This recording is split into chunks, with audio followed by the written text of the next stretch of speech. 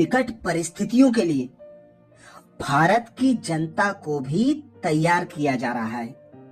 तो ऐसे समय पर हम बीके भाई बहनों को भी कम से कम 3 माह का जो यूज होने वाला सामान है वह स्टॉक कर लेना चाहिए। अनाज, गैस, दवाई, ऐसी जो विशेष आवश्यक चीजें हैं कम से कम 3 माह के लिए स्टॉक कर लें।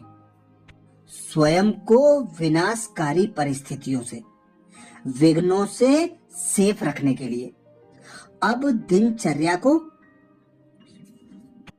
बदल दें।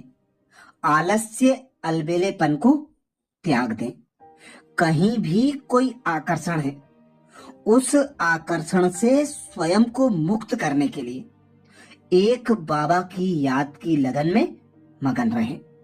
एक बाबा के ज्ञान का बार बार मनन चिंतन करते हुए ज्ञान को बढ़ाते चलें।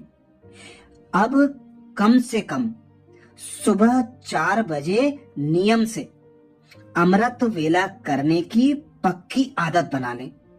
कम से कम 1 घंटा बाबा की याद में बैठें, बाबा से रूह रिहान करें और बाबा की मुरली का रोज कम से कम 2-3 बार मनन चिंतन जरूर करें, क्योंकि जो बाबा के मुरली के एक एक महावाक्य हैं उनमें ऐसे गहरे रहस्य छिपे हैं।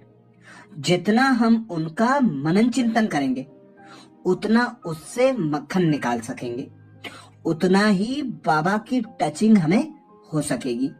क्योंकि जब हम बाबा की याद में रहेंगे, बाबा के ज्ञान का मनन चिंतन करेंगे, तो हमारे मन और बुद्धि साफ, स्वच्छ, पवित्र बनेंगे। एक बाबा की याद में एकाग्र हो सकेंगे और जितने मन बुद्धि बाबा पर एकाग्र होंगे तो बाबा से अंतिम समय प्रमाण